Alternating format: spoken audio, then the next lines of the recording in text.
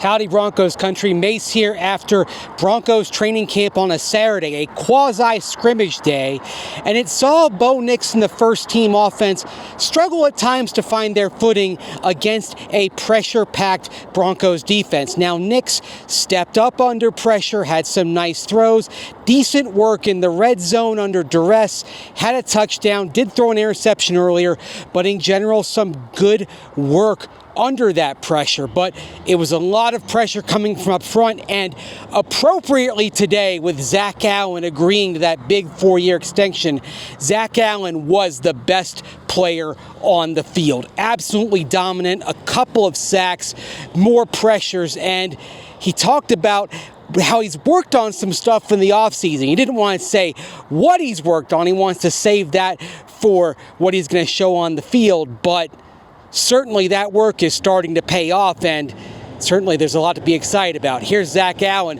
talking about how he keeps working to keep growing because, hey, you should never stand still in the NFL. You know, there's always little tweaks. You know, physically there's always things you can get better at, you know, in the gym. And right now, you know, obviously experimenting with new things. This is the time of camp. You know, JJ's been very vocal about this.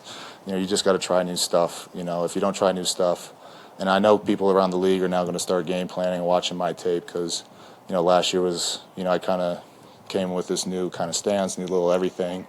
So it's always trying to find ways to adapt. And, you know, we always joke about, you know, that kind of Kobe Bryant and Kanye West commercial where it's like, can you be the same beast but a different animal? But seriously, it's trying to find new ways to invent yourself. And that's why, you know, I'm so appreciative of the guys here. Because they help me do that every day, and you know it's always friendly competition, but also just the learning and the back and forth that comes with it. It's really exciting. Big thing number 2, second-year Broncos players first rate. Talking about guys like Jonah Elliss, a monster day, multiple sacks, some pressures as well. Dondrea Tillman, multiple pressures, also looking great against the run. Devon Vele, some nice catches across the middle. He probably had his best day today. Audric Estime, good work on some cutback runs. He's had some strong work the last few days. Troy Franklin, a nice catch and oh so close to a touchdown catch from Bo Nix in the move the ball period. He dropped it, unfortunately. That was the only thing that sullied his day and his strong camp. So you're seeing those young guys that are improving.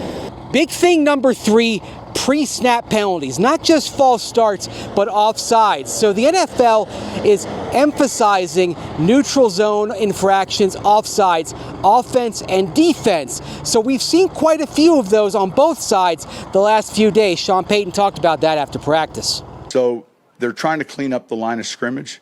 And so you saw some of those flags, either receiver, tackles, defense lining up into. But if you just took the length of the football and then shadowed it out, that's kind of the no-go zone for everyone. And now, I mean, they're not going to split hairs, but we've all seen egregious alignments where people, and that's a big point of emphasis. And so I'd rather see it here. The players get upset. And I just finished telling them, I said, look, I've done this a long time. I've yet to see an appeal heard and overturned. It doesn't happen. And you got X amount of battery life in a game. Get on to the next play. Get on to the next play. That's a wrap from here as the raindrops come falling. The Broncos take Sunday off. They'll be back at it on Monday. Cecil Lammey and myself will have you covered on Orange and Blue today with all the Broncos chatter at 5 p.m. on weekdays, and we'll have a Saturday show for you as well. Until next time, take care, and thanks for watching.